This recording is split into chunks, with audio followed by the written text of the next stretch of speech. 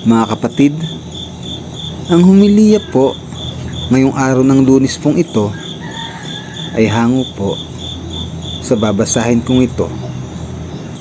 Lucas, Kapitulo 6, versikulo 12 hanggang 16. Pinili ang 12. Nang panahong iyon, umakyat si Jesus sa isang bundok at magdamag siyang nanalangin sa Diyos.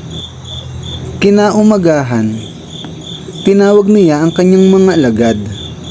Pumili siya sa kanila ng 12 at sila'y tinawag niyang mga apostol.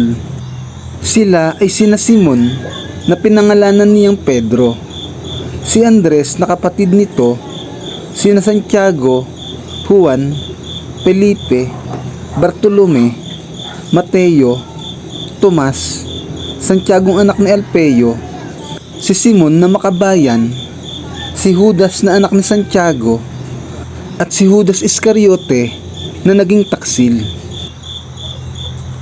Ang mabuting balita ng Panginoon. Pinupuri ka namin, Panginoong Hesukristo.